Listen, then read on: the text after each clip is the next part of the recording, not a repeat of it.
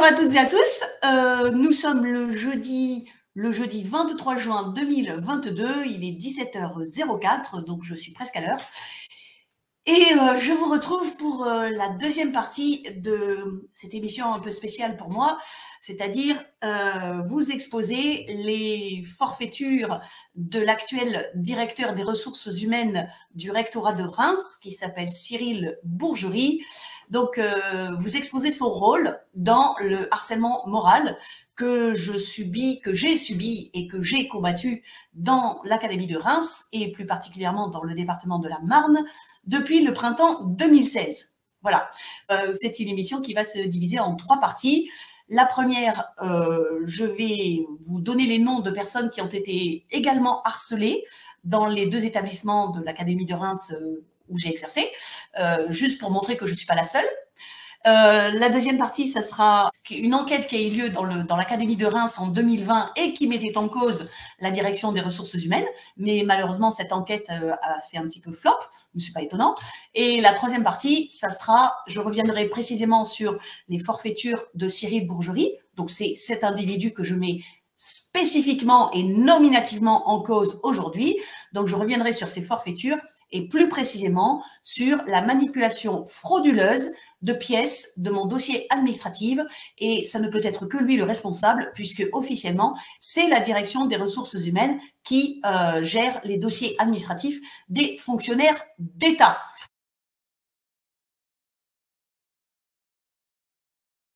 Il y a 3 parties dans cette émission. La première, c'est que je vais vous donner les noms de personnes qui ont été harcelées comme moi par les 2 chefs-aïonnes que j'ai nommés mardi après-midi, c'est-à-dire au collège de Grand-Pré dans les Ardennes, Nathalie Aulas-Maufré, et au collège Louis Pasteur de Suippes, Valérie Richard.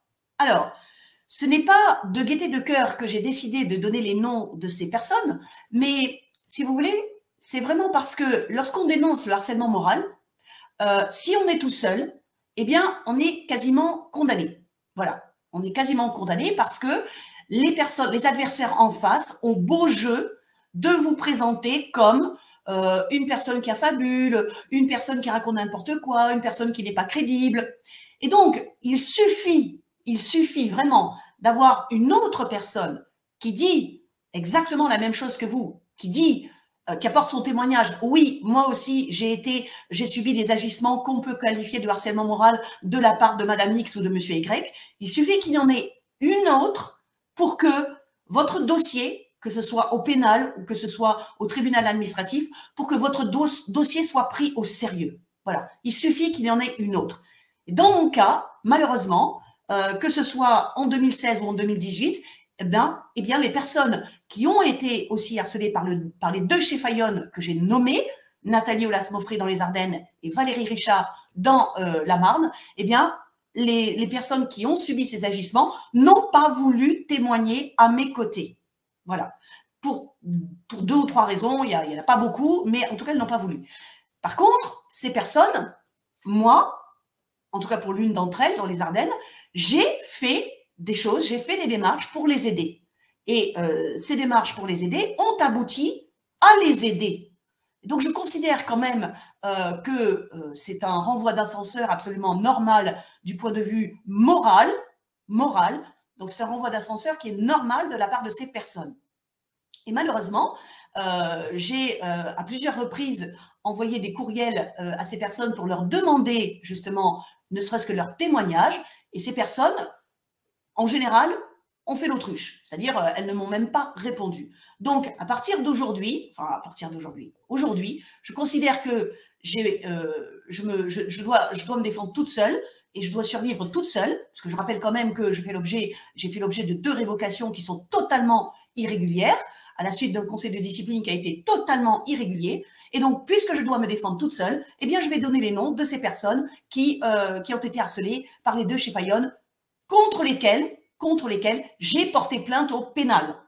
Voilà. Donc, on va commencer par Nathalie Aulas-Maufré. Donc, Nathalie Aulas-Maufré, je le rappelle, elle est arrivée dans le collège de Grand-Pré dans les Ardennes. Elle est arrivée le 14 mars 2016. Donc, c'était une chef d'établissement remplaçante. remplaçante. Et auparavant, elle avait été une CPE, conseillère principale d'éducation, et elle avait été adjointe dans un autre établissement des Ardennes. Et donc, quand elle est arrivée, comme je vous l'ai dit mardi après-midi, la première personne qu'elle a ciblée, ce n'est pas moi, c'est la gestionnaire du collège de Grand-Pré qui s'appelle Géraldine Vitry. Et comme je vous l'ai dit mardi après-midi, Géraldine Vitry était une fonctionnaire absolument irréprochable.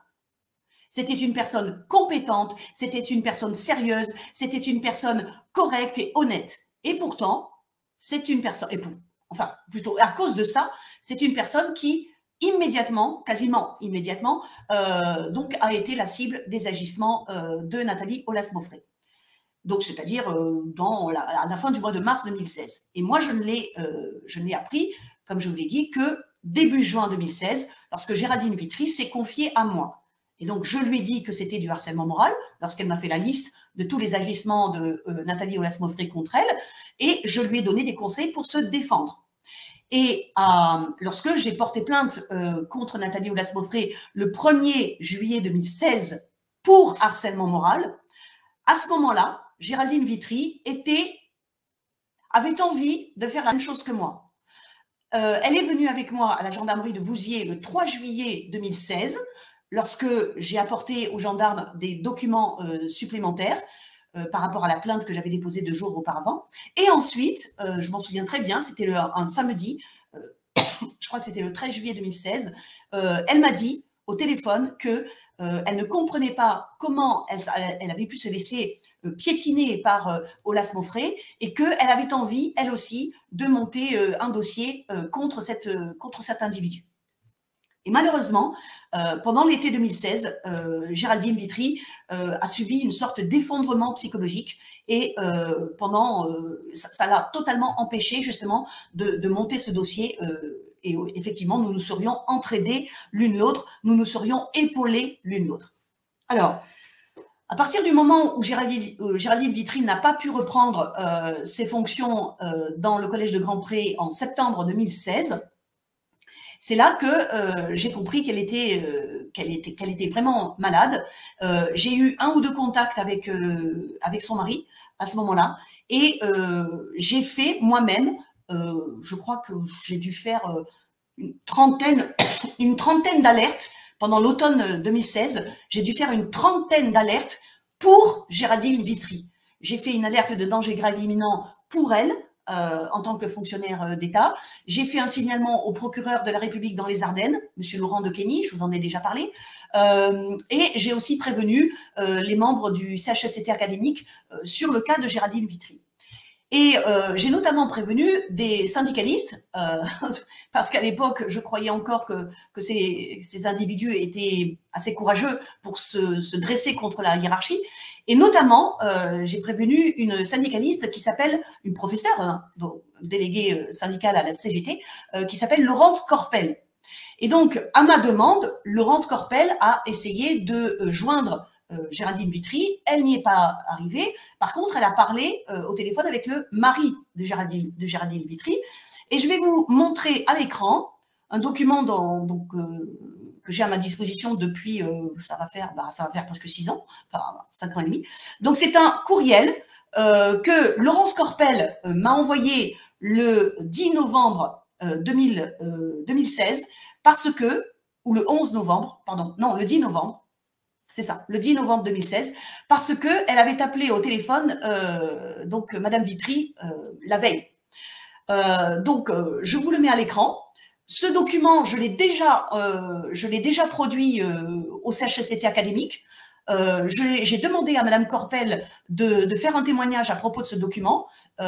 Et donc, comme elle n'a pas répondu à ma demande, eh bien, je le montre maintenant. Parce que qui ne dit mot consent. Donc, toutes les personnes qui ne veulent pas se dresser contre la hiérarchie, je considère à l'heure actuelle que ces personnes sont complices passivement de la hiérarchie.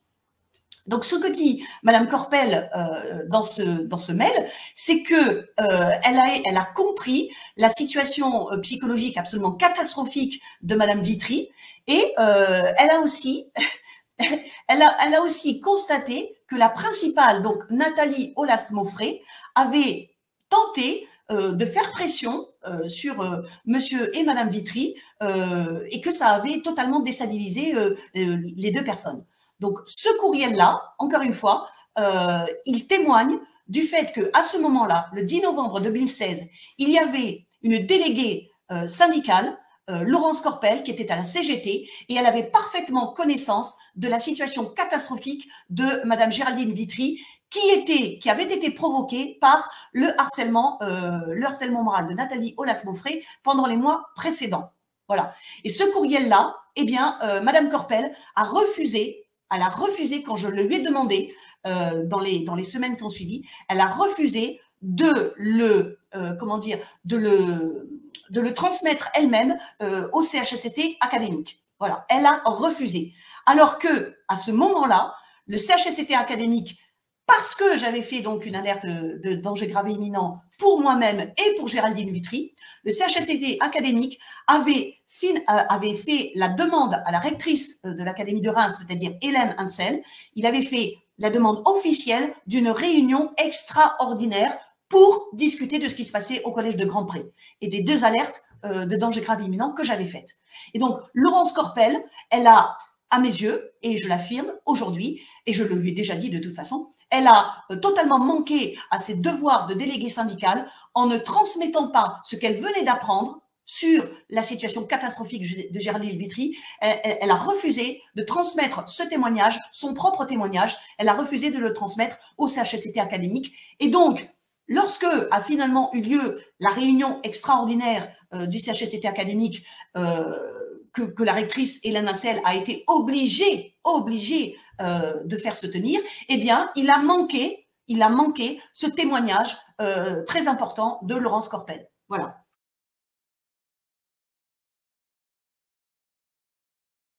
Lorsque je vous ai dit en 2017, je vous ai dit que j'avais obtenu deux victoires dans le bras de fer avec la rectrice Hélène Hansel du rectorat de Reims. La première, c'était qu'elle m'avait menacé d'une procédure disciplinaire, mais qu'elle n'avait jamais, pendant les 2 années suivantes, qu'elle n'avait jamais pu faire se tenir le conseil de discipline, parce qu'elle savait pertinemment que tout ce qu'elle avait écrit dans sa lettre d'engagement de la procédure disciplinaire, ça ne tenait pas debout. Elle le savait pertinemment et elle savait que si elle faisait le conseil de discipline, eh bien, j'aurais totalement dézingué ses prétendus griefs avec mon avocate. Donc, c'est pour ça qu'elle n'a pas fait le conseil de discipline.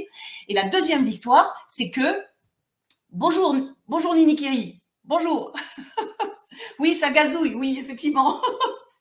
Et donc, la deuxième victoire, c'est que puisque j'avais obligé la rectrice à faire 2 enquêtes administratives, eh bien, la deuxième enquête administrative a conclu que oui, j'avais des motifs raisonnables de penser que le danger tel que je le percevais et tel que j'en avais témoigné, le danger était toujours présent pour moi au collège de Grand-Pré et la rectrice d'académie n'a pas pu prendre une sanction contre moi, comme par exemple un déplacement d'office, mais elle a été obligée de prendre une autre mesure qui s'appelle la mutation dans l'intérêt du service. Voilà.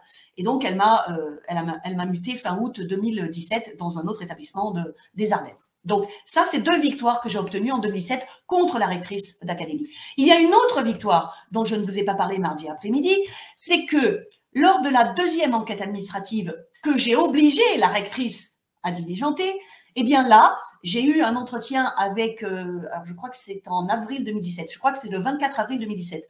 Donc j'ai eu un entretien avec le secrétaire du CHSCT académique qui, à l'époque, s'appelait Renaud Rouffignac et qui est un professeur d'histoire-géographie dans un établissement de Châlons-Champagne, et un inspecteur académique qui s'appelle Thierry Dupont. À l'époque, Thierry Dupont avait joué correctement son rôle, je dois le reconnaître. Ça ne s'est pas passé du tout pareil après en 2018, mais en 2017, il a joué son rôle. Et lors de cet entretien avec donc Thierry Dupont, qui représentait l'administration du rectorat de Reims, et Renaud Rouffignac, qui représentait le CHSCT académique, eh bien, j'avais déclaré que je ne pourrais reprendre mes fonctions au collège de Grand-Pré en me sentant parfaitement en sécurité qu'à la condition que Nathalie Aulas-Mauffret soit sanctionnée et que les 11 personnels qui avaient dans mon dos en une semaine, à la fin du mois de juin 2016, qui avaient écrit des textes diffamatoires contre moi parce que ces personnels avaient été conseillés ou incités par Nathalie Aulas-Mauffret, je voulais aussi que ces personnels soient sanctionnés. Parce que ce qu'ils avaient commis, ça s'appelle de la diffamation et de la dénonciation calomnieuse. Donc, j'ai dit clairement à l'inspecteur Thierry Dupont et au secrétaire du CHSCT académique Renaud Rouffignac que je ne me sentirais en sécurité au collège de Grand-Pré que si Nathalie Aulas-Mauffret, la cheffaillonne qui m'avait harcelée et qui m'avait placardisée et ostracisée, était sanctionnée, et que si les personnels, soi-disant professeurs, qui m'avaient diffamé dans mon dos, étaient eux aussi et elles aussi sanctionnés. Voilà ce que j'ai déclaré le 24 avril 2017. Et ce jour-là, pendant l'entretien, Thierry Dupont a déclaré écoutez, pour Madame Mauffret, écoutez, c'est réglé. Il a dit ça. C'est réglé. Et ce que je vous dis là est inscrit dans le procès-verbal qui a été fait ensuite de cet entretien. Et ce procès-verbal est bien sûr dans mon dossier administratif. Et j'en ai bien sûr une copie. Donc, qu'est-ce que ça veut dire quand Thierry Dupont m'a déclaré « Écoutez, Madame Chassard, écoutez, bon, pour Madame Mauffret, écoutez, c'est réglé ». Ça veut dire qu'à ce moment-là, la rectrice d'académie avait déjà pris la décision de changer d'affectation Nathalie Aulas-Mauffret.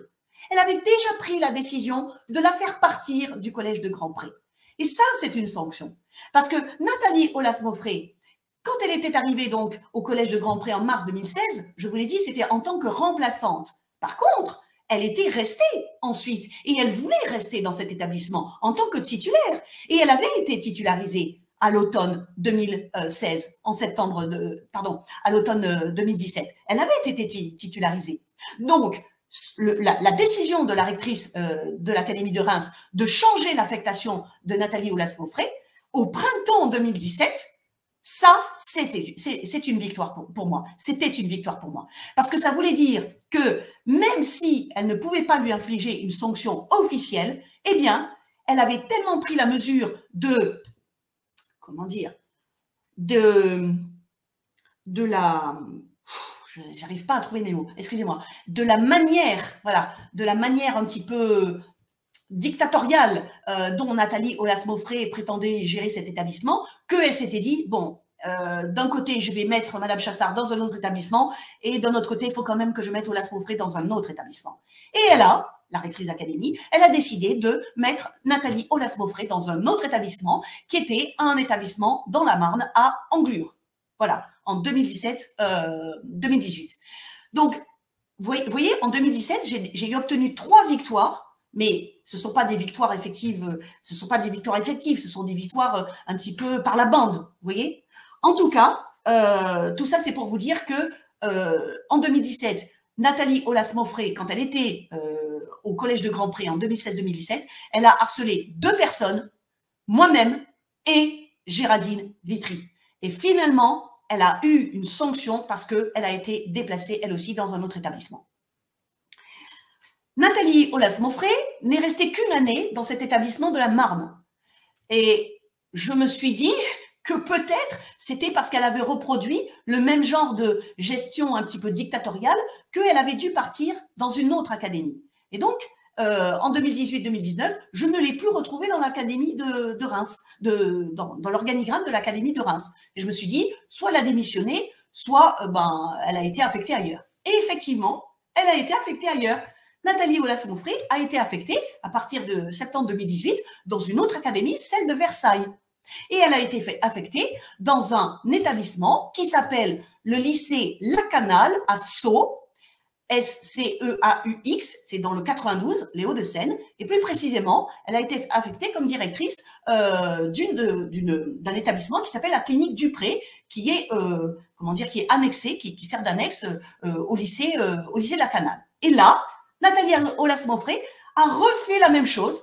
Elle a refait ce qu'elle avait fait à Grand-Pré contre Géraldine Vitry et contre moi, c'est-à-dire qu'elle a pris pour cible 1 ou 2 personnes dans l'établissement qui ne lui plaisaient pas, qui ne lui convenaient pas, et elle a appliqué exactement les mêmes méthodes, c'est-à-dire c'est-à-dire changement d'emploi du temps, comment dire, dénigrement, façon de parler méprisante, placardisation, enfin voilà. Elle a fait exactement la même chose. Et les deux personnes contre lesquelles elle a eu ces agissements, eh bien, je suis obligée de les nommer aujourd'hui, parce que moi, je dois sauver ma peau aussi. Donc, il s'agit d'une professeure d'espagnol qui s'appelle Madame Dumont, et il s'agit d'une autre professeure qui s'appelle Madame Jamet.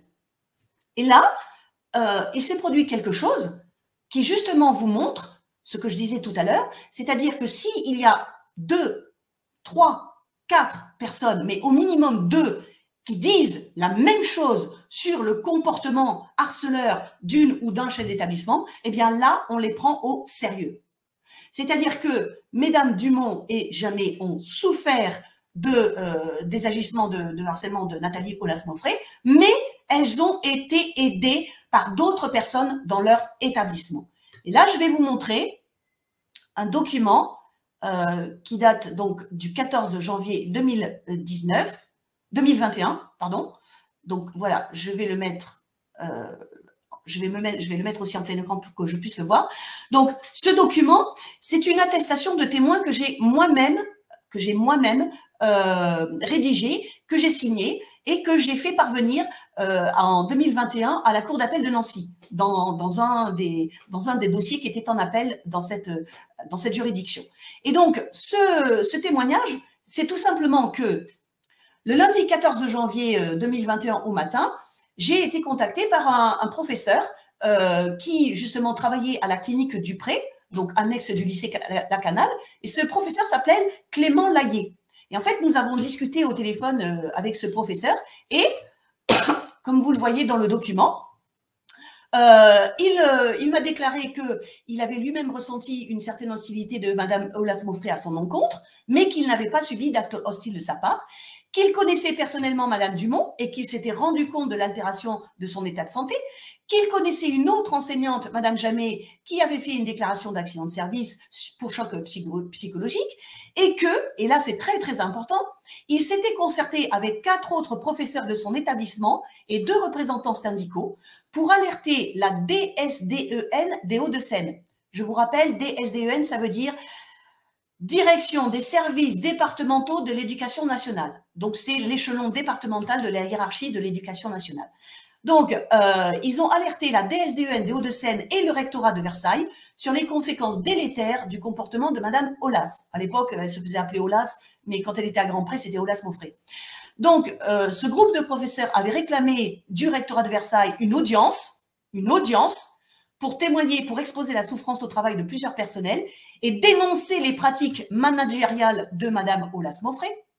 Donc, le professeur M. Layet avait participé avec 3 autres professeurs de la clinique Dupré et 2 représentants syndicaux à une réunion en visioconférence qui s'était tenue en mai 2021 pour remédier à la situation à la clinique Dupré. Aulas-Moffret, Nathalie Aulas-Moffret, était présente à cette réunion qui était présidée par la directrice des ressources humaines du rectorat de Versailles. Donc ça, c'est pour vous montrer le niveau de sérieux de la démarche que ces 5 professeurs avaient faite. Parce que là, quand vous avez 5 professeurs, enfin 3 professeurs et 2 représentants syndicaux qui alertent le rectorat d'une chose qui se passe dans un établissement, le rectorat ne peut pas mettre l'édredon dessus. Le rectorat ne peut pas mettre ce signalement à la poubelle. Vous voyez ? Et donc, M. Layet avait confirmé avec ses collègues que les pratiques managériales de Mme Aulas provoquaient une dégradation des conditions de travail de plusieurs personnels et une altération de leur santé physique et mentale. Ces 2 critères font partie des critères pour qualifier le harcèlement moral, et c'est ce qui m'est arrivé à moi, personnellement. Et après cette réunion, Mme Aulas-Moffret avait rédigé une sorte de lettre d'excuse à l'intention des personnels qui avaient exprimé leur souffrance au travail. Voilà.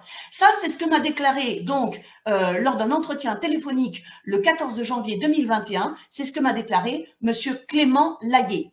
Et malheureusement, M. Clément Layet, eh bien, lorsque je lui ai demandé de faire une attestation par écrit pour que je puisse la produire à la cour d'appel de Nancy, M. Layet a décliné ma proposition. Voilà. Et donc, j'en ai parlé avec mon avocate et elle m'a dit, eh bien, puisqu'il ne veut pas témoigner en son nom propre, vous, Madame Chassard, vous pouvez témoigner en votre nom puisque vous allez témoigner de la conversation téléphonique que vous avez eue avec M. Layet et vous allez mettre par écrit tout ce que M. Layet vous a dit. Voilà. Et c'est ce que j'ai fait. Et le document donc que je vous ai montré, qui est une attestation officielle avec un formulaire CERFA officiel, et j'écris en plus de façon manuscrite que je sais pertinemment que si je fais un faux témoignage, je m'expose à des poursuites judiciaires, mais comme je dis toujours la vérité, évidemment, ce que j'ai écrit là, c'était la vérité. Eh bien, ce document, je l'ai produit en juin 2021 à la Cour d'appel administrative de Nancy. Voilà.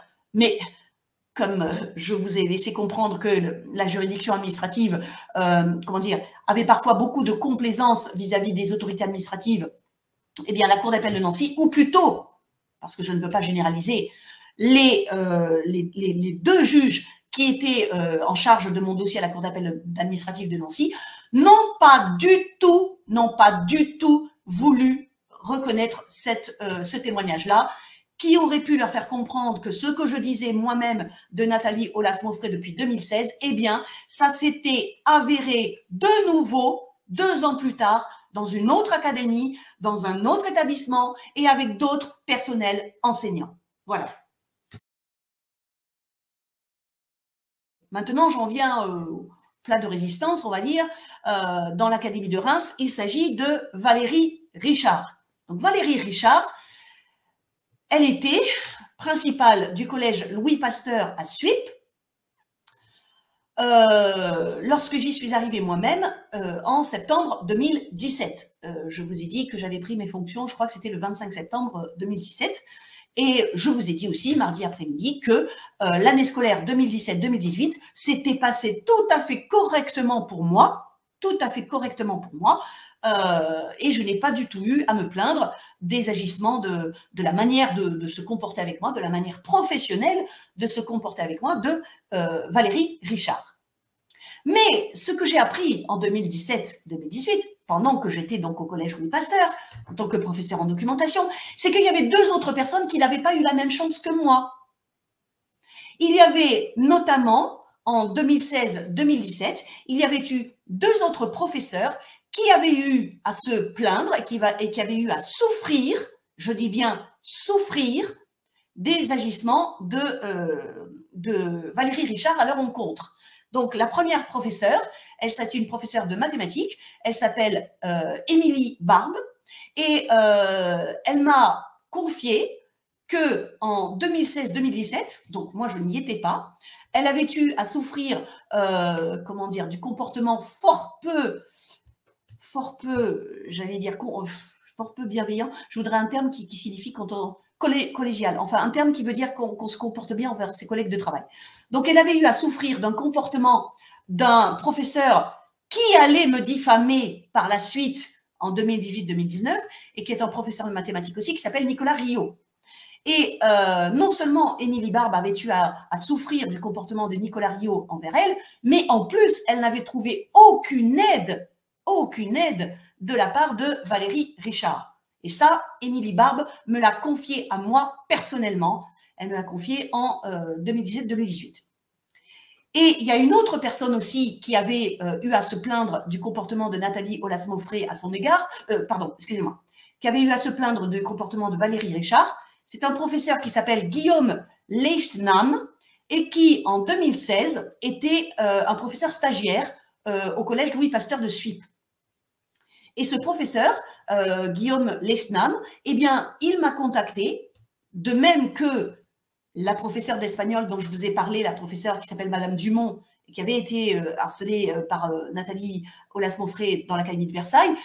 Ces 2 personnes m'ont contacté parce que elles avaient découvert les vidéos que je publiais sur ma chaîne YouTube, sur ma chaîne Canal Jacques, les vidéos que je publiais et où j'expliquais comment c'était exercer le harcèlement moral vertical et horizontal contre moi. Et donc, ce professeur, ce jeune professeur Guillaume Leichnam, eh bien, il m'a contacté aussi par courriel et il m'a expliqué comment il avait subi des agissements fort peu bienveillants de Valérie Richard à son encontre lorsqu'il était stagiaire donc au Collège Louis Pasteur de Suippes en 2016. Voilà. Donc, ça fait déjà deux personnes qui peuvent dire que Valérie Richard ne s'est pas très bien comportée envers eux. Professionnellement, j'entends, hein, bien sûr, professionnellement. Et que le comportement de Valérie Richard envers Madame Barbe et envers Monsieur Leschnam leur a causé de la souffrance et leur a causé une dégradation de leurs conditions de travail. Et en 2017-2018, il y a eu une autre personne, comme je vous l'ai dit, moi en 2017-2018, tout s'est bien déroulé pour moi, tout s'est déroulé correctement et normalement pour moi, mais il y a eu une autre personne qui a souffert de Valérie Richard et d'une collègue professeure de lettres qui par la suite allait aussi me diffamer, et je ne me souviens plus son nom. Oui, il y en avait deux en fait, il y avait Angélique Thirier et puis Delphine Richard, je crois que c'est son nom. J'ai un petit trou de mémoire. Donc cette personne qui en 2017-2018 a souffert, a subi du harcèlement moral de la part de Valérie Richard et de la part aussi de deux autres collègues de lettres modernes, eh bien elle s'appelle Sylvie Raimpour.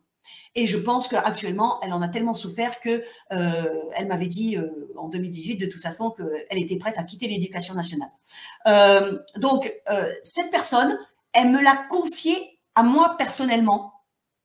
De même que Géraldine Vitry s'était confiée à moi en 2016 et que je l'avais aidée par mes conseils et par mon écoute, eh bien Sylvie Raimpour s'est elle aussi confiée à moi en 2018 et elle m'a expliqué ce qui se passait. Voilà. Et je vous assure que ces deux personnes-là, lorsqu'elles m'ont raconté ce qui se passait, eh bien, elles étaient en grande souffrance psychologique. Voilà.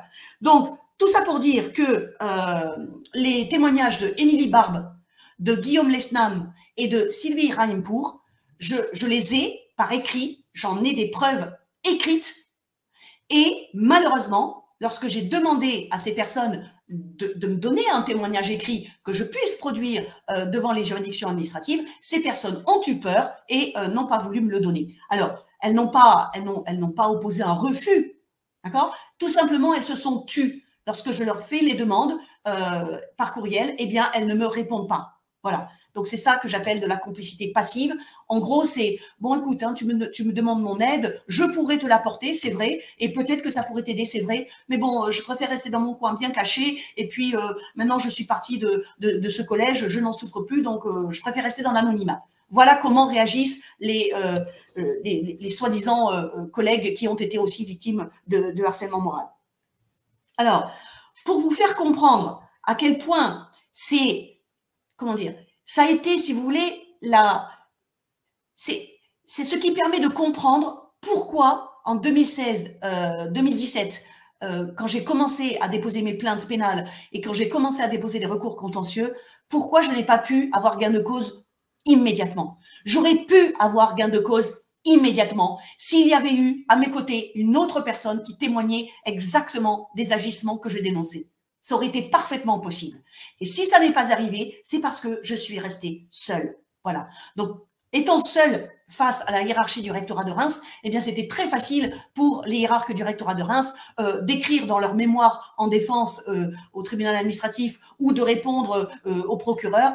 Écoutez, Madame Chassard, il y a qu'elle qui dit ça. Hein, donc, franchement, écoutez, elle en a plein qui disent qu'elle n'est pas bien, qu'elle est agressive, qu'elle est ceci, qu'elle est cela. Et il y en a plein qui disent ça contre elle. Et elle est toute seule à dire, franchement, qui faut-il croire?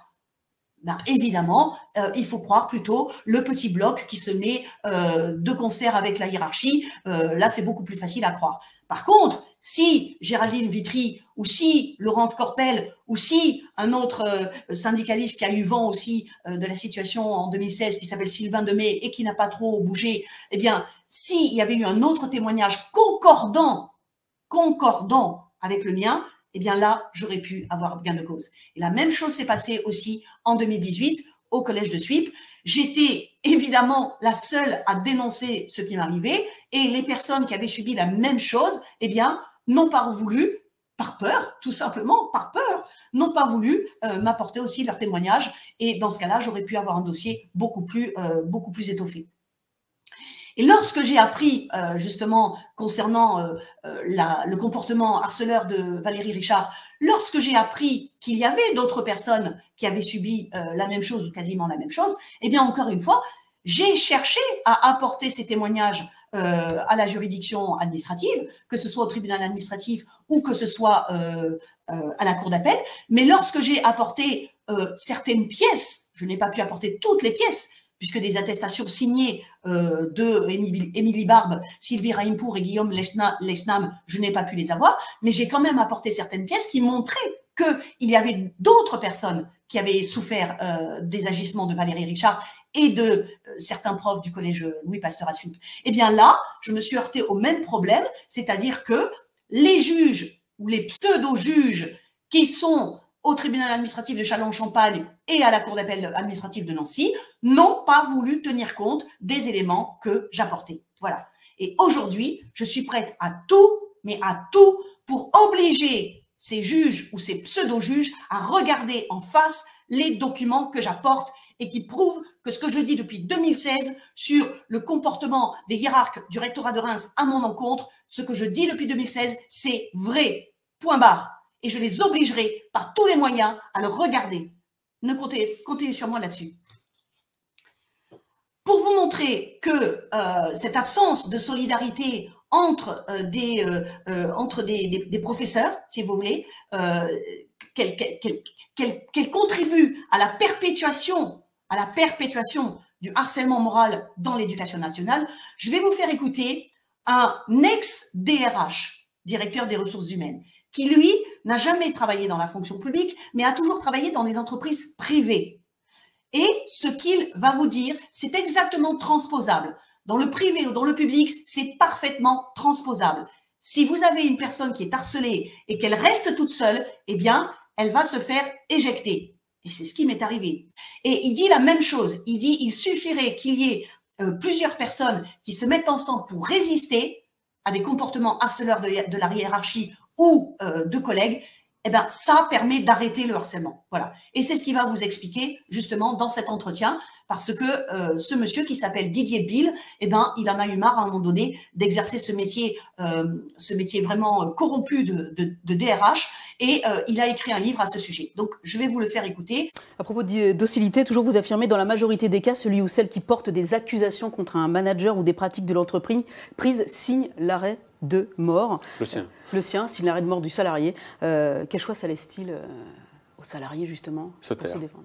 Il a juste à se taire. Ah ben, si vous me demandez le choix qui c'est choisir, se taire, et puis supporter de vivre dans ce monde-là, ou parler, et prendre quand même le risque, effectivement, d'être viré, ou essayer de solidariser plusieurs personnes autour de lui, parce qu'à partir du moment où plusieurs personnes se plaignent, à partir du plusieurs personnes portent les mêmes accusations vis-à-vis d'un manager, puisqu'on parle d'un manager, ça devient un petit peu plus difficile à les faire taire, ça devient un petit peu plus difficile à les licencier toutes. Vous dites que ça se perd, la solidarité entre salariés, ça se perd. Ah ben ça, il y en a de moins en moins. C'est pas que ça se perd, ça s'est perdu. Ouais.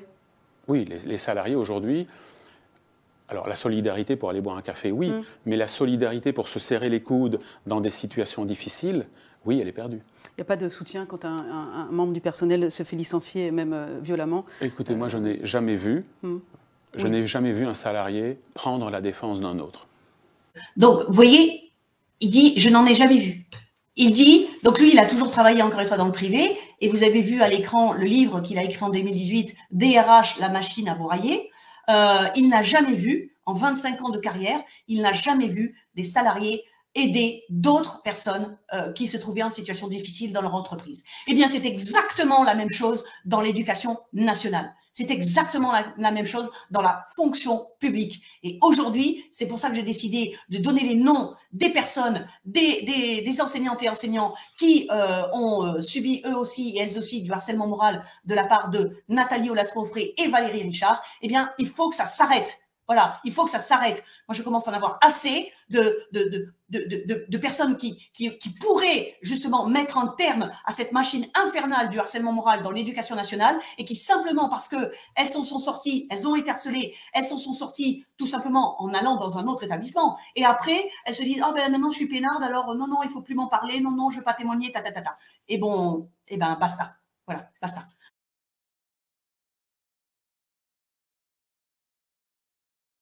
Alors, je passe à la deuxième partie de l'émission, c'est-à-dire que on va revenir à ce cher monsieur qui s'appelle Cyril Bourgerie, actuel DRH, et j'espère bien pour seulement quelques semaines encore, actuel DRH du rectorat de Reims. Et je vais vous parler je vais vous le montrer déjà, hein, parce qu'il faut que vous connaissiez, il faut que vous voyez comment parle cet individu. Donc, je vais vous parler de quelque chose qui est arrivé, qui est scandaleux, qui est arrivé dans le rectorat de Reims en 2019. Donc, en 2019, moi-même, j'ai subi, je vous l'ai dit mardi après-midi, j'ai subi une voie de fait administrative de la part de Cyril Bourgerie lorsqu'il est venu le 14 janvier 2019 dans le CDI de mon établissement, le collège Louis Pasteur de Suippes, et qu'il était accompagné de 6 personnes pour m'ordonner de quitter l'établissement. D'accord? Donc ça, c'est une voie de fait administrative et c'est une séquestration pendant 1 heure où j'étais seule face à ces individus dans le CDI et que j'avais seulement au téléphone pour m'aider mon avocate, maître Alice Lerat.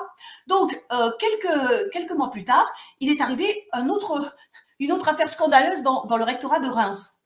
Et cette affaire concerne un établissement alors je ne sais plus si c'est l'Aube ou la Haute-Marne. Mais bon. Et là, dans un établissement que vous allez voir à l'écran, dans l'extrait du reportage que je vais vous montrer, eh bien, il y a une professeure d'anglais dans un collège qui s'appelle Madame Artus, et elle a elle aussi subi, je ne sais pas si on peut parler de harcèlement dans son cas, parce que je ne sais pas si ça s'est répété sur une durée assez longue, d'accord? Mais en tout cas, elle avait en face d'elle une chef d'établissement qui, en gros, voulait sa peau. Il faut dire les choses comme elles sont. Et donc, cette pauvre Madame Artus, elle s'est aperçue au début de janvier 2019 qu'il y avait des parents qui avaient porté plainte contre elle pour harcèlement moral contre leur fils. Donc, je vous resitue vraiment bien les choses. Madame Artus, elle est professeure d'anglais. Elle a dans une de ses classes un élève et à un moment donné, les parents de cet élève prétendent que Madame Artus fait du harcèlement moral contre leur enfant. Voilà. Et donc, les parents portent plainte à la gendarmerie contre Madame Artus, la professeure. Sauf que Madame Artus, eh ben, elle n'en sait rien du tout. Elle n'en sait rien. Pendant un certain nombre de temps, elle ne sait pas qu'il y a une plainte qui a été déposée contre elle à la gendarmerie. Et ce qu'elle ne sait pas non plus, la pauvre Madame Artus, c'est que sa propre chef d'établissement a témoigné à la gendarmerie contre elle. Contre elle. Elle ne le sait pas. Vous comprenez cette histoire? Et donc, ça, c'est typique, mais c'est typique du comportement, du comportement dictatorial et du comportement toxique de chefs d'établissement qui, d'une part, se croient tout pouvoir sur leurs subordonnés, c'est-à-dire les pauvres personnels enseignants qui sont dans l'établissement, et qui, d'autre part, pensent qu'ils et elles vont être totalement soutenus par la hiérarchie. Et donc, cette affaire concernant cette professeure, Madame Artus, a fait l'objet d'un reportage télévisé qui a été diffusé au printemps 2019. Et le journaliste qui a enquêté, Madame Artus, elle a eu de la chance, hein, je vous assure. Parce que moi, j'aimerais bien qu'il y ait un journaliste de France TV qui accepte de faire un reportage sur tout le dossier que j'ai contre le rectorat de Reims. Et donc, il y a eu un reportage télévisé dans Envoyé spécial. Et le journaliste qui a fait ce reportage s'appelle Nicolas Bourgoin. Et donc, je vais vous montrer un extrait du reportage qui a été diffusé sur France 2.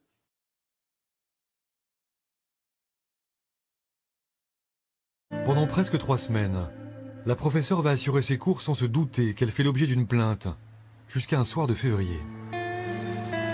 J'avais un message sur mon téléphone de la gendarmerie qui m'indiquait, qui me demandait de les rappeler. Donc je les ai rappelés et quand j'ai dit au téléphone, ils m'ont expliqué qu'il y avait un dépôt de plainte porté contre moi pour harcèlement moral et qu'une personne avait été tenue comme témoin. Cette personne qui a témoigné C'est la directrice du collège. Pour moi, ce que Elle n'aurait pas prévenu l'enseignante, ni de son témoignage, ni même de la plainte. je l'ai fait.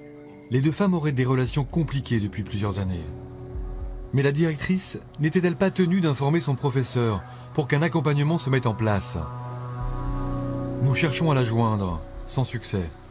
Son bureau nous renvoie au rectorat de Reims. C'est le responsable des ressources humaines qui a été désigné pour nous répondre. Pour lui, l'annonce de la plainte doit être faite par la gendarmerie et non par la hiérarchie. Est-ce que Madame a annoncé à Madame Artus qu'un dépôt de plainte avait été déposé contre elle? Lorsqu'il y a un dépôt de plainte, ce n'est pas au chef d'établissement de l'informer. S'il y a... Même s'il est au courant? Ah si. Alors, on va reprendre. Sur un dépôt de plainte que nous avons, sur lequel on a une information, c'est le service de justice qui, en général, informe d'un dépôt de plainte. Moi, ce que je sais, c'est que la plainte a été déposée fin janvier. Les deux familles déposent plainte fin janvier. Et que Madame Artus apprend qu'une plainte a été déposée contre elle le 16 février. Et que Madame a déjà témoigné. D'accord. Okay. Et que donc Madame n'en informe pas Madame Artus. Alors ça, il faudrait que je vérifie. Je ne pourrais pas m'avancer sur ce qui a été demandé, fait sur ce point-là particulièrement. Ouais. Un discours qui semble confus. Si on en croit le rectorat, l'accompagnement de Frédéric Artus a été irréprochable. Est-ce que tout a été fait selon de façon optimale pour justement l'accompagner au mieux dans cette situation de crise? Écoutez, on a essayé de travailler au mieux. Ça, c'est un point. Il y a vraiment une mobilisation qui a été là, en établissement, au niveau de la direction des ressources humaines, au niveau du médecin de prévention. Donc il y a un accompagnement continu qui est mis en place. Je pense qu'on a fait le maximum de ce qu'on pouvait, effectivement, compte tenu des circonstances. Alors là, franchement, j'adore ce passage. Ça vous montre exact. N'oubliez pas que j'ai eu cet individu en face de moi pendant 2 heures, le vendredi 21 septembre 2018. Donc, ce que vous pouvez, c'est caractéristique de sa manière de noyer le poisson et sa manière d'esquiver et de botter en touche lorsqu'il est face à des questions très embarrassantes. Et vous avez entendu, à la fin de l'extrait, que le journaliste Nicolas Bourgoin, qui est quand même un vieux de la vieille, il ne s'y est pas trompé.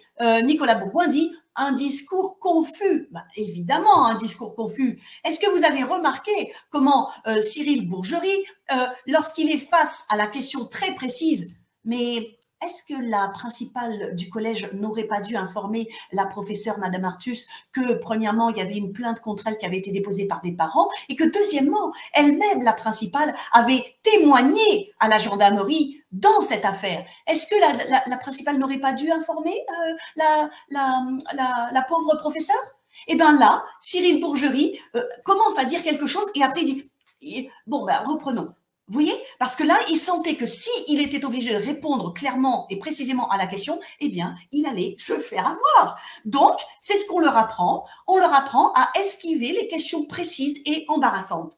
Et ce que vient de faire, ce que vous voyez là de Cyril Bourgerie, je vous assure qu'il l'a fait à plusieurs reprises dans notre entretien de 2 heures du 21 septembre 2018. Je vous assure qu'il a fait pareil. Hein. Et il y a une autre chose aussi qui est caractéristique de ce monsieur, c'est que eh bien, il parle très calmement, il parle posément, il prend son temps pour parler et il ne montre aucune émotion. Et effectivement, cela peut contraster avec la façon dont moi, Jocelyne Chassard, eh bien, quand je montre de la virulence parce que je suis obligée de lister tous les actes de harcèlement, ostracisation, diffamation et placardisation dont j'ai été l'objet depuis 2016, eh bien, effectivement, je peux avoir une attitude un peu plus virulente et une attitude un peu plus véhémente. Et peut-être qu'il y a des personnes que ça peut agacer ou que ça peut mettre mal à l'aise. Alors que M. Bourgerie, lui, il parle toujours avec calme et il donne l'impression de maîtriser les choses.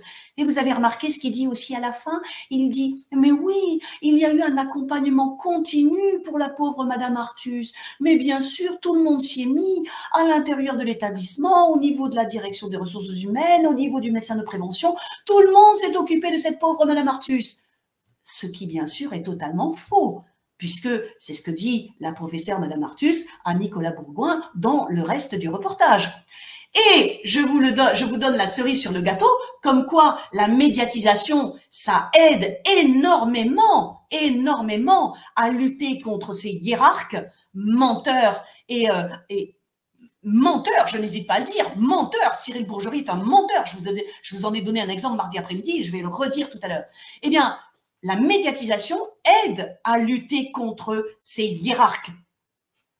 À la fin du reportage, Nicolas Bourgoin dit que le lendemain du jour où il a été voir Cyril Bourgerie au rectorat de Reims et où il a filmé Cyril Bourgerie pour intégrer ce passage dans son reportage, le lendemain, le 10 mai 2019, Madame Artus, et franchement je suis très contente pour elle, Madame Artus a reçu un courrier de la rectrice d'académie Hélène Incel qui lui disait « Oh, chère madame, oui, votre congé maladie est prolongé et j'espère que vous retrouverez la sérénité, vous retrouverez la santé, je vous souhaite une bonne continuation. » Le lendemain du jour où Cyril Bourgerie a été filmé par le journaliste Nicolas Bourgoin, eh bien, la professeure d'anglais, Madame Artus, qui avait été victime à la fois de sa chef d'établissement et de la carence et de l'inertie de la DRH pour la protéger, elle a reçu un courrier de la directrice qui lui disait « Oui, oui, oui, nous prolongeons votre congé de maladie, ne vous inquiétez pas. » Vous comprenez ce que ça veut dire, la médiatisation? Parce que une chose que tous les harceleurs, qu'ils soient du public ou du privé, une chose qu'ils détestent et une chose que l'administration de l'éducation nationale déteste, c'est la publicité. Voilà, ça, elle déteste quand leurs agissements délictueux, frauduleux ou même criminels sont exposés en pleine lumière. Elle déteste ça, la hiérarchie de l'éducation nationale. Alors, Monsieur Bourgerie, donc, a été nommé comme directeur des ressources humaines du rectorat de Reims, sans doute à la fin du printemps, l'été 2018. Voilà, et donc il est encore en fonction aujourd'hui. Mais en 2020, eh ben, il s'est passé quelque chose qui a dû donner des sueurs froides à M. Bourgerie. En 2020,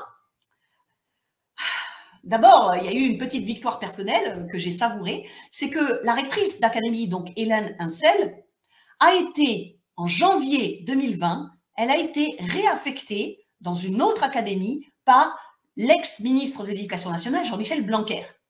Donc, je vous rappelle, pour les personnes qui n'auraient pas vu l'émission de mardi, Hélène Incel, c'est la rectrice de l'Académie de Reims qui avait cherché à protéger à toute force la cheffaillonne harceleuse Nathalie Aulas-Maufré en 2016-2017 et qui avait ensuite usé de tous les moyens possibles pour me faire craquer et pour me faire taire et pour éventuellement m'éjecter hors de l'éducation nationale. Et la rectrice Hélène Incel, j'avais porté plainte au pénal contre elle pour harcèlement moral.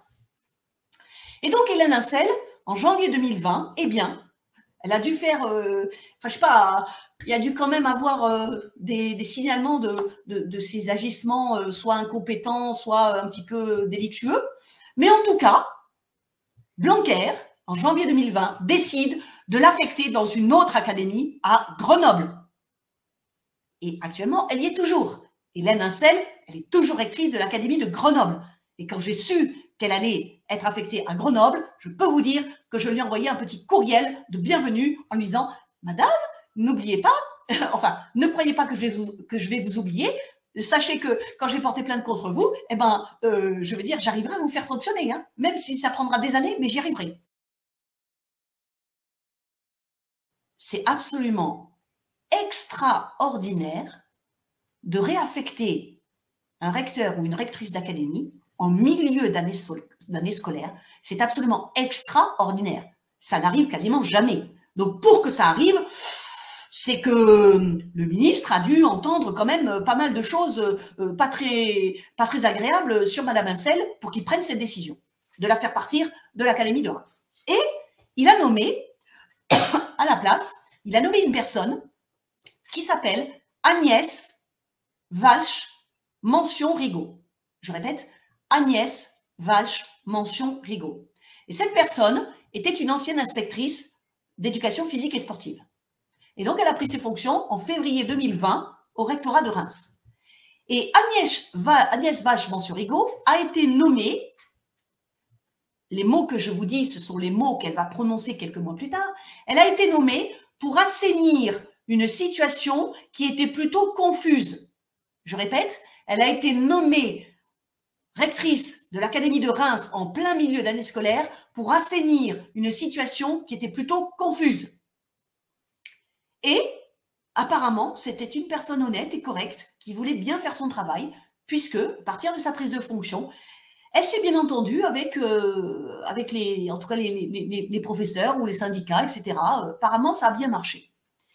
Et en octobre 2020, donc ça faisait 10 mois qu'elle avait pris ses fonctions, Agnès Walsh Mention Rigaud, elle signale, écoutez bien, hein, elle signale au ministère de l'Éducation nationale, donc à Jean-Michel Blanquer, elle signale des dysfonctionnements dans le service ressources humaines du rectorat de Reims. Et je vais vous en donner la preuve, parce que quand je dis quelque chose, je peux toujours le prouver. Je vais vous en donner la preuve dans ce document qui va apparaître à l'écran. Voilà. Donc, ce document qui apparaît à l'écran, c'est un article de journal rédigé par un journaliste de la Marne qui s'appelle Frédéric Gouy, G-O-U-I-S.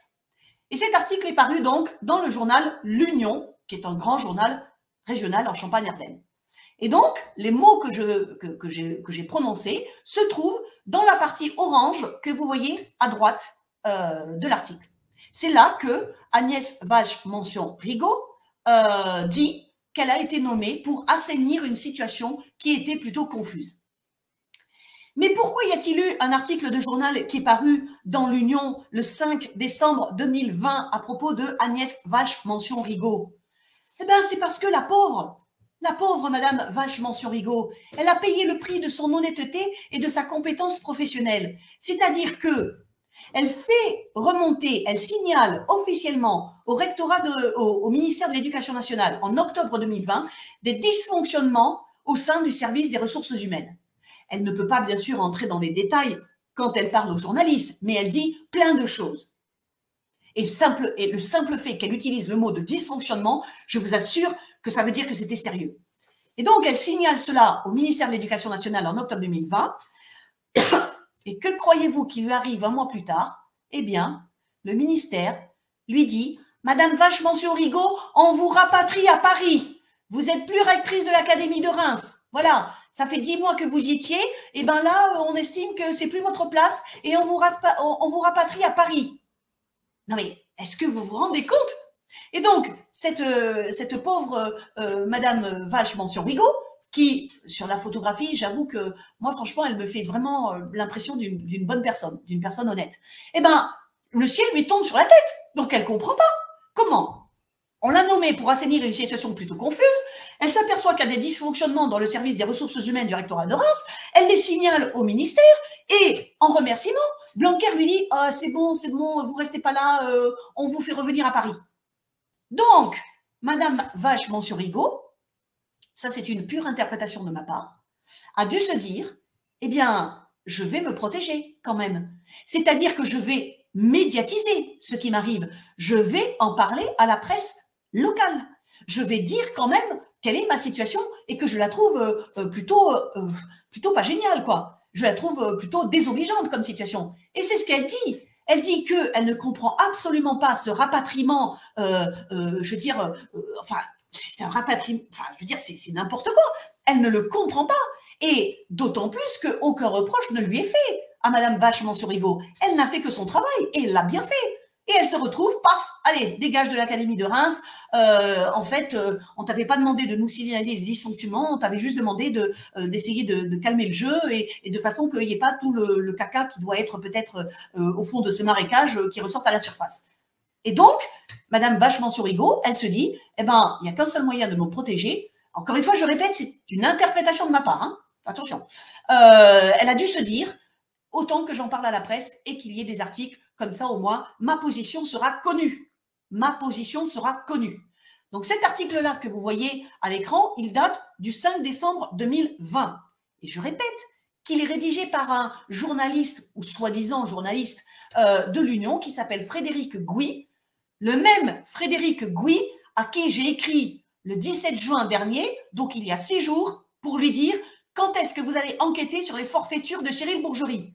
Mais je n'ai toujours aucune réponse de M. Gouy. Bien sûr, est-ce que j'en aurai un jour? Je ne sais pas. Mais je vais continuer à le mettre en face de ses responsabilités de journaliste. Ne vous inquiétez pas. Et donc, cet article-là que M. Gouy a rédigé, il date du 5 décembre 2020. Et regardez l'article que Frédéric Gouy fait paraître 3 jours plus tard. Regardez bien. Voilà. Le ministère diligente une enquête dans l'Académie. Vous avez bien lu. Vous avez bien entendu. Je vais le répéter parce que ça m'a fait trop plaisir quand j'ai appris ça. Le ministère diligente une enquête dans l'Académie. Pourquoi croyez-vous que le ministère de Blanquer a été obligé de diligenter une enquête dans le rectorat de l'Académie de Reims? Pourquoi? Parce qu'il y avait eu l'article de Frédéric Gouy le 5 décembre 2020 et parce qu'il y avait eu les paroles de Agnès Vache-Mansour-Rigaud qui mettait en cause des dysfonctionnements dans le service des ressources humaines du rectorat de Reims, qui était présidé à l'époque et qui l'est toujours actuellement par Cyril Bourgerie, que vous avez vu tout à l'heure. C'est-à-dire que, ça j'en suis persuadée, c'est ma conviction, c'est-à-dire que cette enquête diligentée par le ministère 3 jours après la parution de l'article dans l'Union a été causée par la parution de l'article dans l'Union. C'est-à-dire que si Madame Vache-Mansour-Rigaud n'avait pas décidé de faire connaître sa position à un journaliste et de faire paraître un article dans la presse avec une photo d'elle et avec ses paroles, eh bien, il n'y aurait pas eu d'enquête. Il n'y aurait pas eu d'enquête. Donc là, ce qu'a fait Blanquer, ce que Blanquer a été obligé de faire, c'est en toute panique, vous voyez, de toute urgence, faire croire que oui, il prenait au sérieux le signalement que Madame Vache-Mansour-Rigaud lui avait fait de dysfonctionnement dans le service des ressources humaines du rectorat de Reims. Il prenait ça au sérieux et il allait faire une enquête par des personnes dont c'est la mission. Et dans l'article, je ne sais pas si les caractères sont assez gros pour que vous les voyez, mais dans l'article, donc, il est dit que cette enquête va être confiée à un corps d'inspection qui s'appelle Inspection générale de l'éducation, du sport et de la recherche. IGESR. Voilà. Alors, eh ben, qu'est-ce que j'ai fait quand j'ai découvert ces articles? Donc déjà, ça m'a bien fait plaisir, croyez-moi. Et ensuite, eh ben, j'ai été chercher, bien sûr. Rappelez-vous, je suis professeur en documentation, donc la recherche documentaire, je connais depuis 1988. Donc, ça doit faire 35 ans. Voilà. Donc, j'ai été chercher des informations sur cette inspection générale de l'éducation, du sport et de la recherche. Évidemment. Et bien sûr, j'ai trouvé le nom de toutes les personnes qui composent cette inspection. Et j'ai découvert le nom de 2 personnes qui sont les délégués de cette IGSR dans le rectorat de Reims.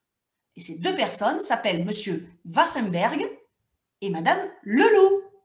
Ce sont les correspondants dans le rectorat de Reims de l'inspection générale de l'éducation, du sport et de la recherche qui est basée à Paris.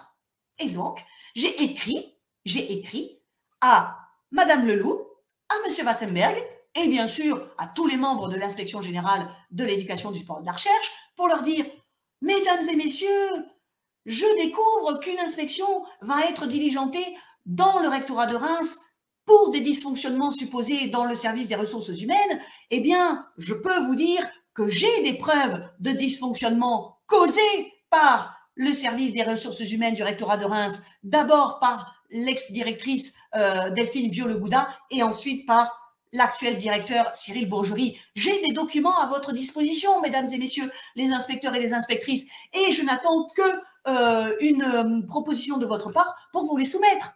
Voilà, je leur ai écrit cela en décembre 2020. Et vous croyez qu'ils m'ont répondu? Bah, si vous avez compris déjà le fonctionnement de la hiérarchie dans l'éducation nationale, bien sûr que non, qu'ils ne m'ont pas répondu.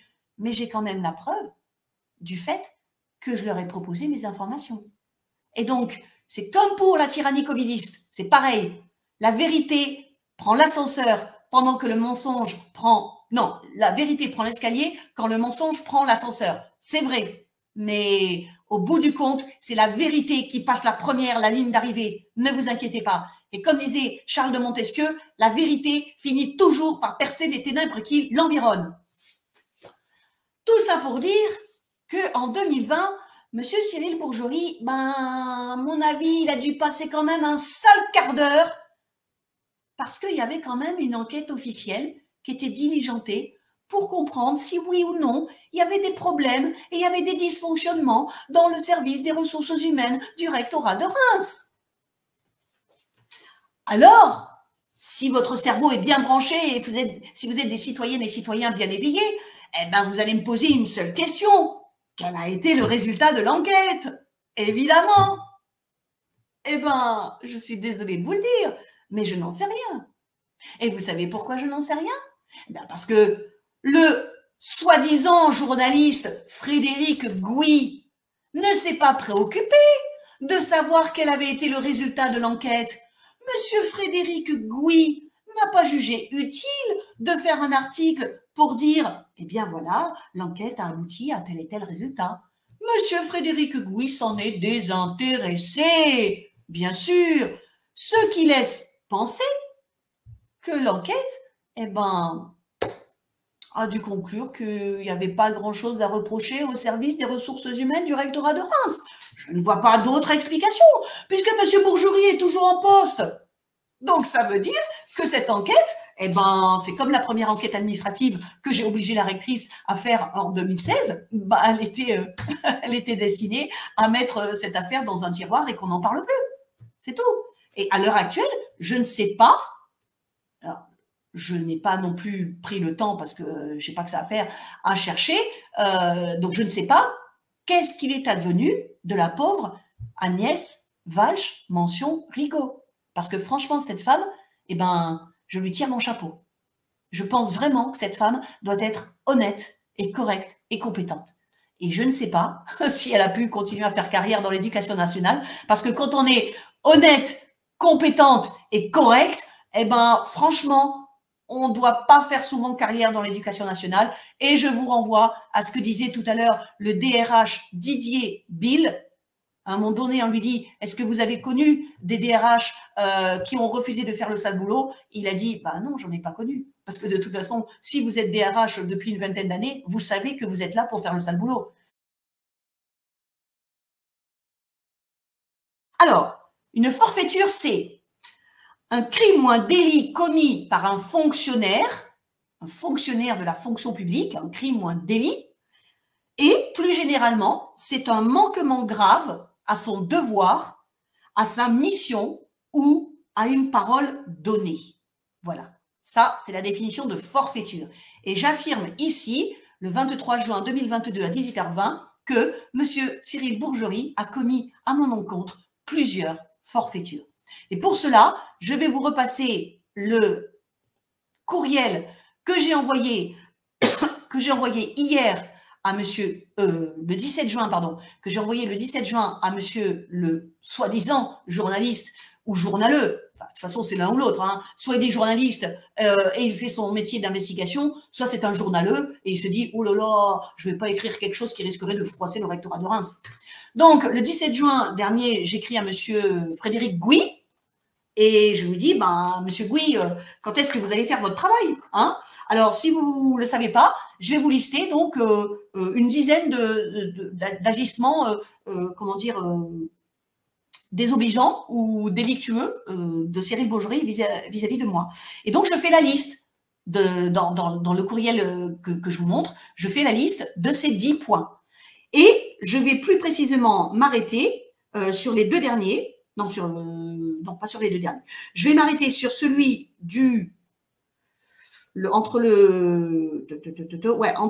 sur celui qui concerne en fait mon dossier individuel de fonctionnaire d'État.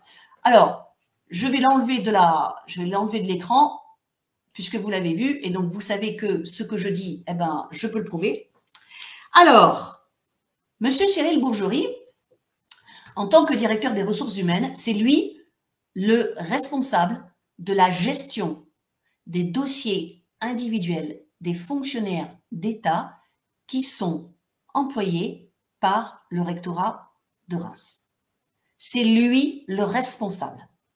Tout ce qui a trait à la tenue des dossiers individuels, qu'on appelle aussi des dossiers administratifs des fonctionnaires d'État, en l'occurrence nous, les enseignantes et les enseignants, tout ce qui a trait à la tenue de ces dossiers, c'est Monsieur Cyril Bourgerie qui en est le responsable.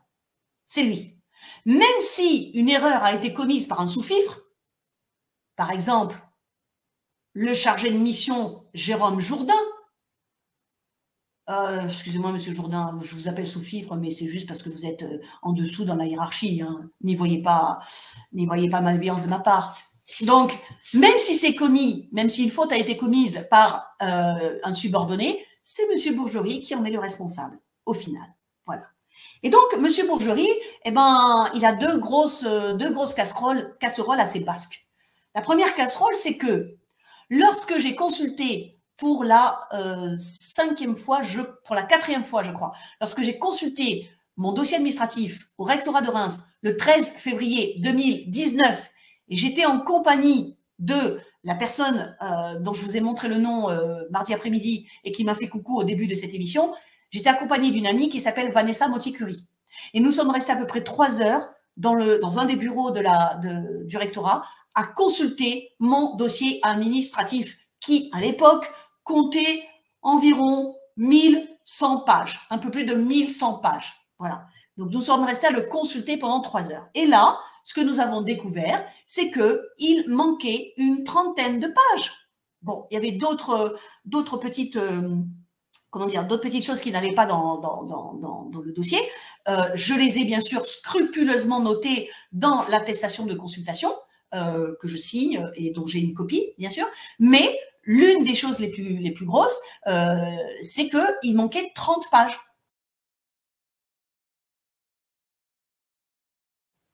Attendez, comment ça se fait?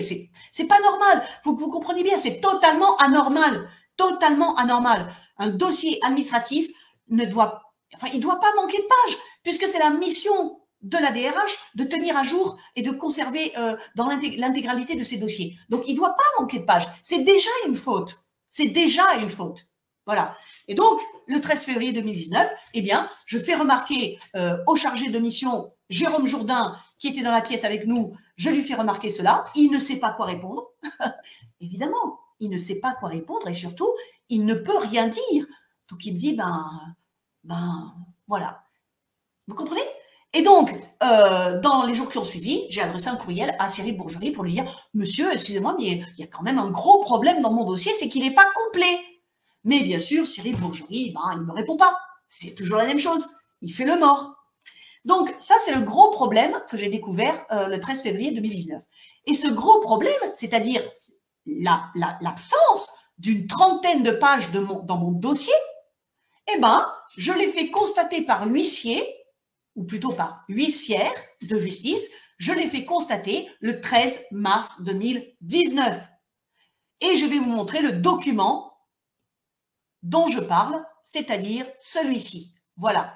Ce procès-verbal de constat a été fait par une huissière de justice de la Marne, à Vitry-le-François, et donc, à la dernière page de ce constat, eh bien, vous pouvez voir tout en haut que les pages 1383 à 1406 sont manquantes. Alors, il y en avait d'autres auparavant qui manquaient, mais ça, c'est le gros bloc qui manque. Les pages qui sont cotées, cotées, ça veut dire numérotées, les pages qui sont cotées dans mon dossier 1383 à 1406, elles sont manquantes.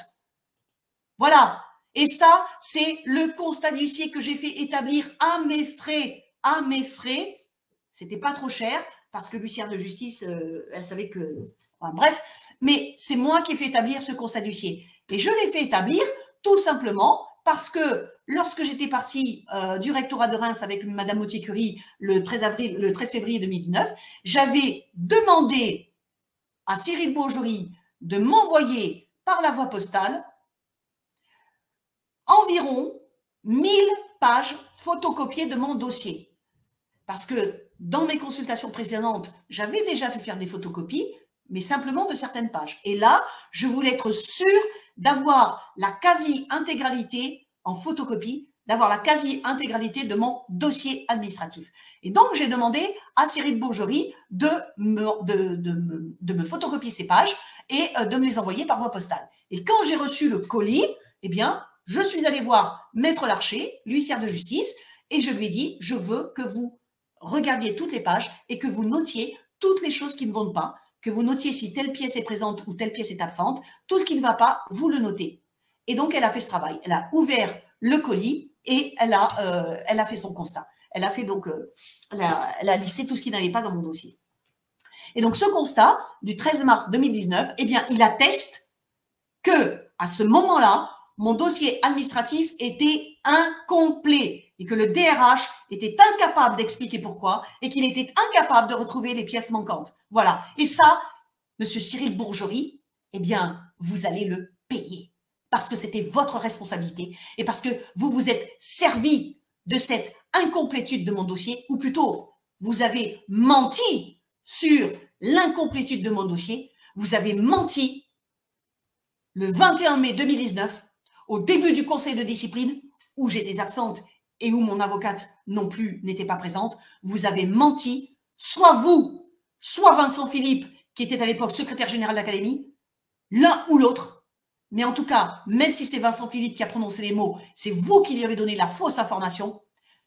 Vous avez menti en prétendant que mon dossier administratif était complet et qu'il y avait un constat d'huissier qui l'attestait.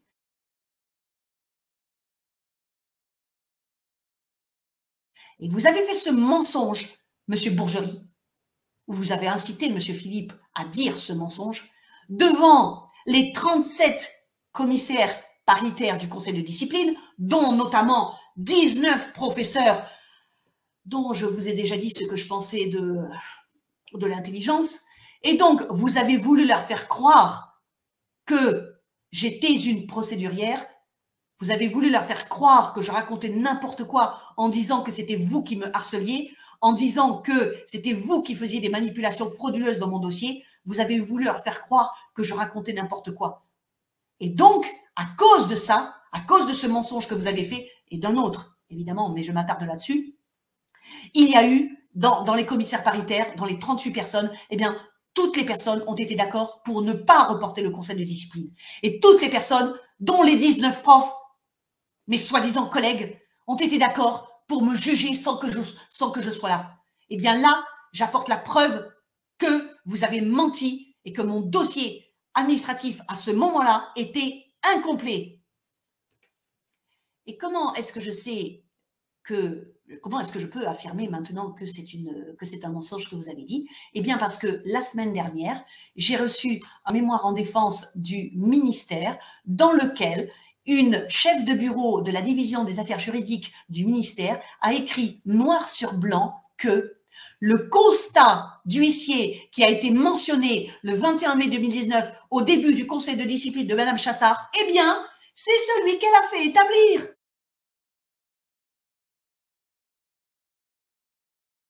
Mais alors, monsieur Bourgerie, si le constat que vous avez mentionné au début du conseil de discipline le 21 mai 2019, c'est celui que j'ai fait établir, eh bien, c'est celui-là qui dit que mon dossier est incomplet. Et voilà comment je peux vous prendre en flagrant délit de mensonge. Je vous l'ai dit. Le mensonge prend l'ascenseur, mais la vérité prend l'escalier. Et à la ligne d'arrivée, c'est la vérité qui sort vainqueur. Et vous vous en apercevrez à vos dépens. La deuxième et dernière forfaiture dont je veux parler aujourd'hui, mais alors là, celle-là, elle est énorme, énorme de chez énorme. Je vous ai dit que mon dossier administratif donc contenait plus de 1000 pages. Ok, lorsque je l'ai regardé en février 2019 et lorsque je l'ai fait constater par l'huissier le 13 mars 2019. Toutes ces pages sont numérotées. Ça s'appelle une cote. Ok.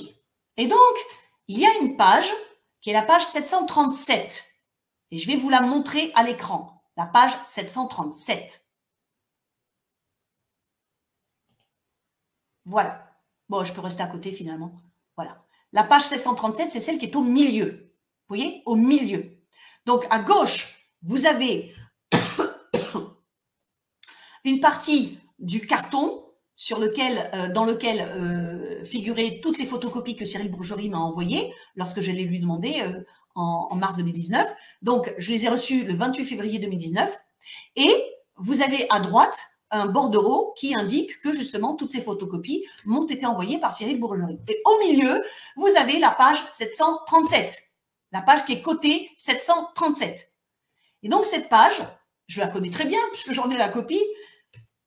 C'est une page qui fait partie d'un courriel que j'avais envoyé à la rectrice d'académie Hélène Lincel le 21 octobre 2016. Le 21 octobre 2016. Et l'ensemble du courriel, ce sont les pages 734 à 738. Et donc là, vous avez la page 737. Elle fait partie d'un courriel qui est daté du 21 octobre 2016. Eh bien, je vais vous montrer, alors je peux vous montrer aussi les autres photos. Donc, j'ai pris en photo, voilà, ça c'est le début, le haut de la page 737. Et ensuite, j'ai pris en photo les autres pages 734 à 738 pour montrer que la 737 s'insère à l'intérieur d'un ensemble qui est mon courriel du 21 octobre 2016. Eh bien, ce qu'a fait Cyril Bourgerie entre le 28 février 2019, c'est la date où il m'envoie un gros paquet de photocopies des pièces de mon dossier que je lui ai demandé. Le 28 février, il m'envoie ça. D'accord? Je fais faire le constat le 13 mars 2019. Et le 21 mai 2019, il y a mon conseil de discipline. OK. Eh bien, entre ces deux dates, entre mars, avril et début mai, j'affirme que Cyril Bourgerie a fait faire une manipulation frauduleuse dans mon dossier administratif. C'est-à-dire qu'il a donné l'ordre. Alors, je précise. Si c'était un subordonné de Cyril Bourgerie qui avait décidé de faire cela de son plein gré et sans en parler à Cyril Bourgerie, eh bien, dans ce cas-là, Cyril Bourgerie se retournerait contre le subordonné. Mais comme j'ai dit que la tenue des dossiers administratifs, c'était le responsable principal, le DRH, qui devait en assumer la responsabilité, eh bien, j'affirme que c'est Cyril Bourgerie qui a fait faire cette manipulation frauduleuse. Donc, il a fait faire agrafer à la page côté 737 que vous avez vu, que je vous ai montré, il a fait faire agrafer d'autres documents qui étaient antérieurs à 2016. Et il a fait faire agrafer notamment 2 rapports du chef d'établissement du collège où j'ai exercé à Dreux en 2013. Si vous vous souvenez, je vous avais expliqué qu'en 2013, j'avais dénoncé une manipulation de notes par le chef d'établissement du collège de Dreux où j'ai exercé et que j'avais ensuite j'avais subi une sanction déguisée, mais pas une sanction officielle. Et donc, ce chef d'établissement, parce que, évidemment, je l'avais attaqué et qu'il fallait qu'il me fasse fermer ma bouche, ce chef d'établissement avait rédigé dans mon dos, déjà, 2 rapports contre moi.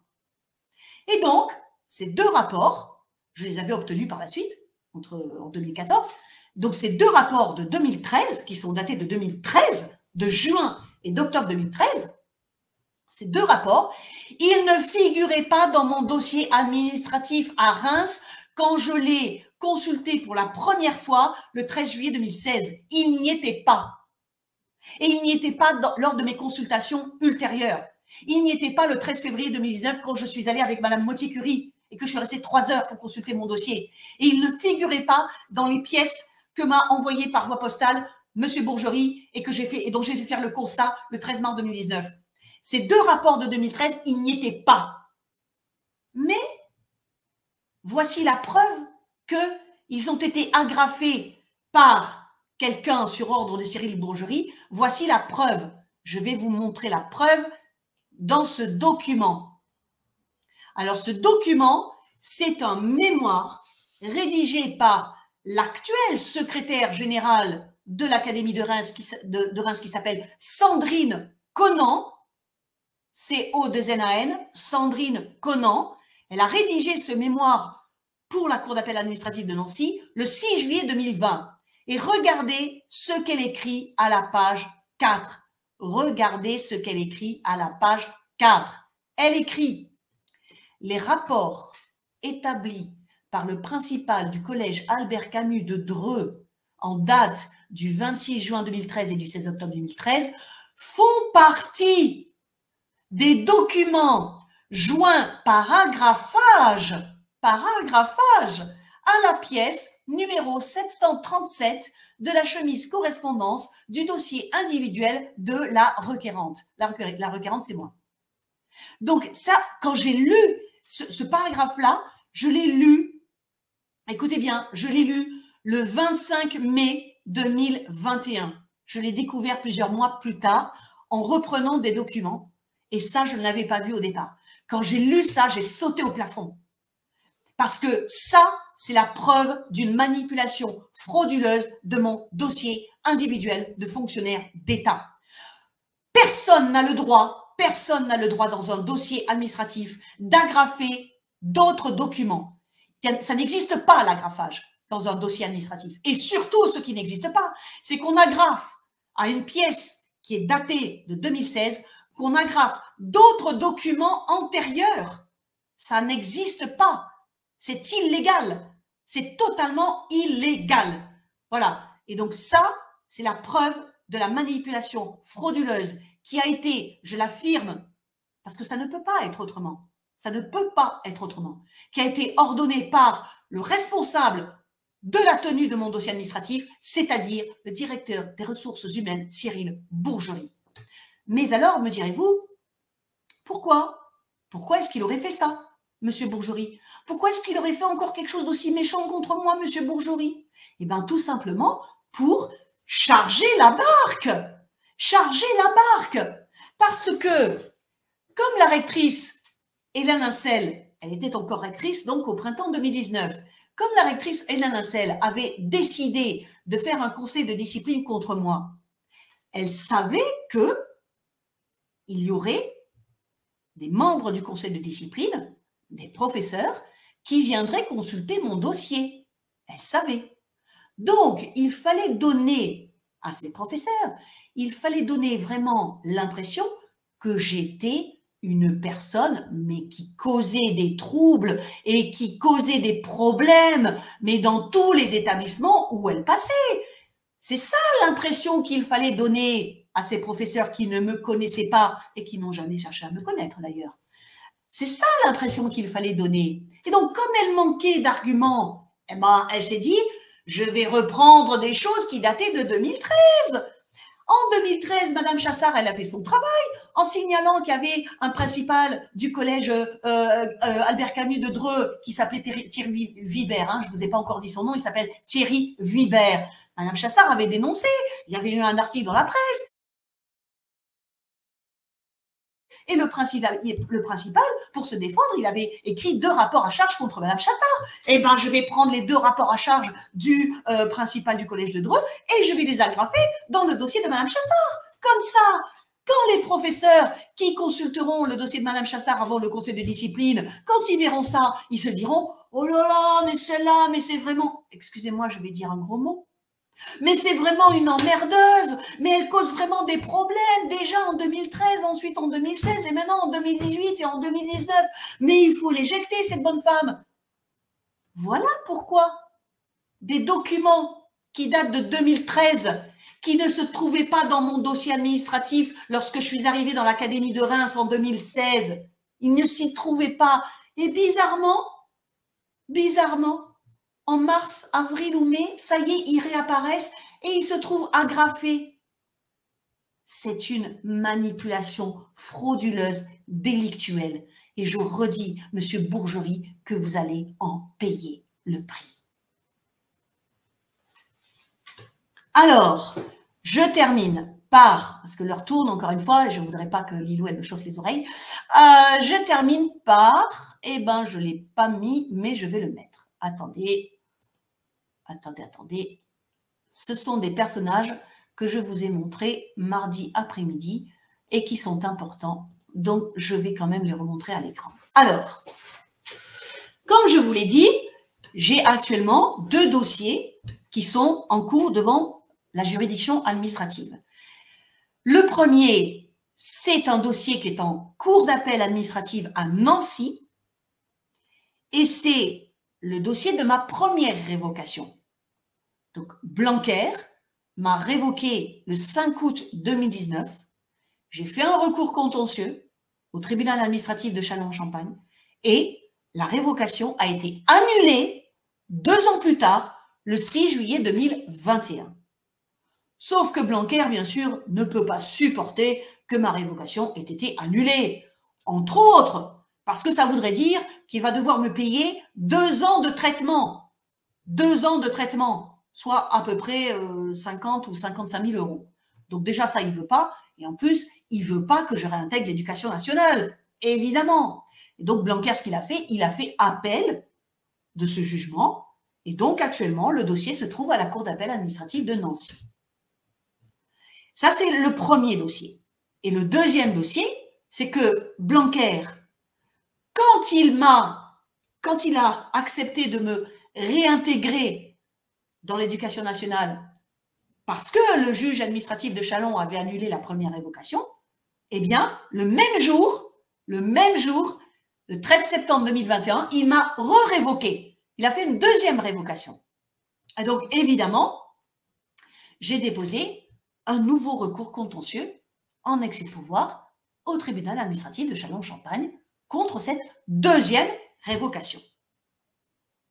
Et, comme je vous l'ai expliqué mardi, ce que je demande, parce que j'en ai le droit, ce que je demande à ces 2 juridictions administratives, c'est-à-dire la Cour d'appel administrative de Nancy et le tribunal administratif de Châlons-en-Champagne, je leur demande d'utiliser leur pouvoir d'instruction. Ces juges ont des pouvoirs d'instruction, c'est-à-dire qu'ils peuvent prendre des mesures pour découvrir la vérité et pour vérifier si oui ou non ce que je dis, ce que j'affirme, c'est vrai ou si c'est faux. Ils ont les pouvoirs de découvrir cela, de vérifier cela. Et ce que je demande au tribunal administratif de Châlons-en-Champagne et à la Cour d'appel administrative de Nancy, et pour l'instant, je ne l'ai toujours pas obtenu, depuis 2017 que je le demande, je ne l'ai toujours pas obtenu, mais je vais l'obtenir, croyez-moi. Je demande à ce monsieur que vous voyez au centre de la photo, qui s'appelle Philippe Christille, et qui actuellement est le vice-président du tribunal administratif de Châlons-en-Champagne. Le président, c'est celui qui est à l'extrême gauche, qui s'appelle Alain Poujade. Je lui demande à M. Christille d'utiliser son pouvoir d'instruction pour ordonner au rectorat de Reims de me laisser consulter avec mon avocate ou avec un huissier ou avec une témoin, de me laisser consulter pour la 6e fois mon dossier administratif afin de vérifier si oui ou non il y a bien eu une manipulation frauduleuse provoquée, ordonnée par Cyril Bourgerie, qui consiste à agrafer à une page qui est datée de 2016 des documents qui sont datés de 2013. Et je demande aussi à M. Christille qu'il ordonne au rectorat de Reims de me communiquer 14 documents administratifs auxquels j'ai droit de par la Constitution de la République française et que le rectorat me refuse depuis septembre 2018.